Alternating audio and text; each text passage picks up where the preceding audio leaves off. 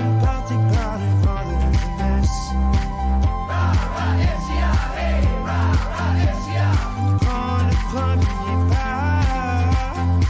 C'est moi, c'est toi, c'est FCA. J'aimerais commencer par vous demander d'où vous venez.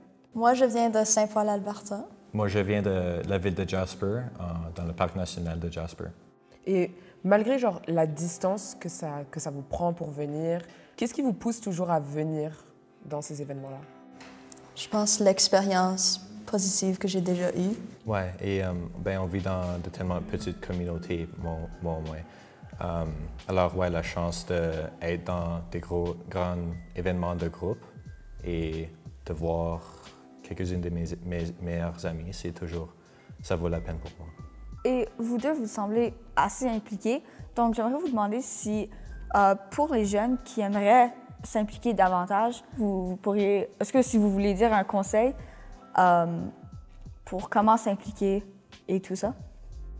Moi, je dirais, avez pas peur de t'impliquer à quelque chose que tu connais pas, même si ça te fait peur de pas savoir c'est quoi, parce que les chansons, ça va être une vraiment bonne expérience. Ouais, je pense que si tu as d'autres ressources dans ta communauté, comme mettons un ACFA avec le conseil scolaire, d'être ouvert à toutes les opportunités possibles de t'engager en français. Vous, c'était comment votre expérience au PJA? Parce que c'est vraiment un événement genre de grand, entre guillemets, c'est the event, you know. Ça, c'était comment votre expérience pour vous? J'ai fait un PGA avant de faire le stage de leadership, alors c'était mon deuxième l'année dernière. Et c'était encore très intimidant quand tu es là et tu essaies de faire un discours, mettons.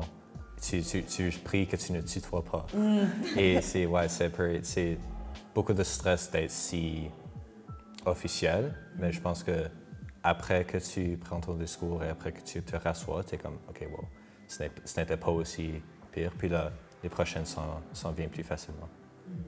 Genre, moi, en tant que nouvelle, en Alberta, nouvelle, on va dire, en guillemets, je trouve que le leadership, comme le camp de leadership, ça m'a aidé à comme, me mettre genre out there. Je trouve que les événements francophones, c'est une vraiment bonne façon de comme, trouver les gens que tu t'entends mieux avec, etc., etc. Je dirais que ça, c'est vraiment vrai.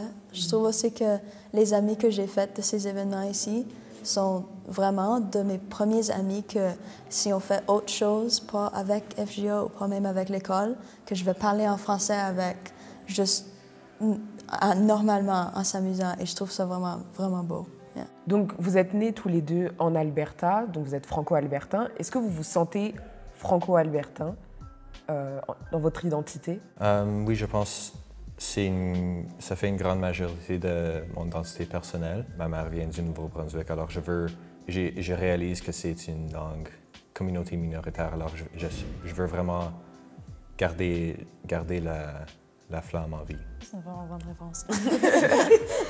Je dirais que je me sens pas mal franco-albertaine aussi parce que je trouve que mon expérience est surtout très différente que quelqu'un qui vit comme à Québec ou dans un endroit majoritairement francophone.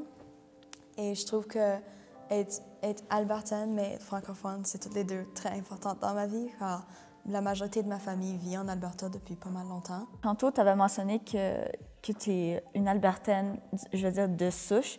Est-ce que tu pourrais élaborer un peu sur cette souche?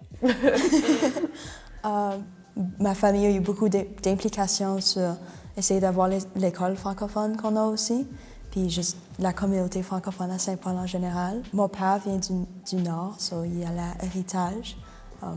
Je pense que c'est à Falaire. Mais lui aussi, il a aidé avec la francophonie là-bas. Puis quand il est venu ici et il a marié ma mère, ils ont vraiment gardé la francophonie plus. Ils sont toujours très, très impliqués dans la communauté francophone que je trouve mes grands-parents et arrière-grands-parents ont aidé à créer. Ça fait vraiment plaisir de voir une franco-albertaine de souche. Genre, tes parents viennent d'ici, c'est comme waouh, d'ici. C'est vraiment beau à voir. Je chante toujours les mêmes chants qu'ils chantaient il y a comme 50 ans. C'est tellement beau d'entendre puis de voir. C'est toujours la francophonie est toujours très, très importante pour eux. Quand moi, je vivais au Manitoba, il y a plusieurs chansons d'origine manitobaine que comme j'entends, puis c'est des, je vais dire des vieux, qui les chantait, puis comme ça rapporte vraiment la nostalgie. Donc, je sais pas si c'est ça un peu ce que tu voulais dire. Oui, oui, surtout ça. Même si moi, je connais pas les mots, je vois tous les plus vieux qui sont là, qui chantent toutes ces chansons, puis ça me rend chaud au cœur de voir ça.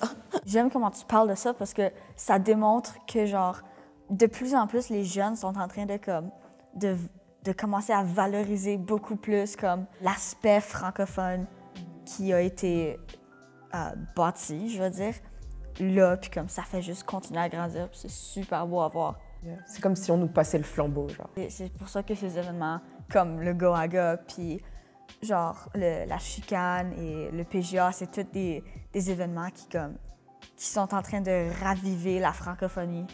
Puis je trouve ça super beau. On vous remercie, Solène et Charles, d'être venus aujourd'hui au Goaga et d'être venus nous parler pour FJ à l'écoute. Ouais, c'était super bien d'avoir une différente perspective sur la francophonie dans les milieux ruraux. Oui, merci beaucoup de nous avoir invités. Je pense qu'on est les deux très ravis d'y être. Oui, je suis vraiment contente que vous nous avez invités à parler aujourd'hui. Ouais!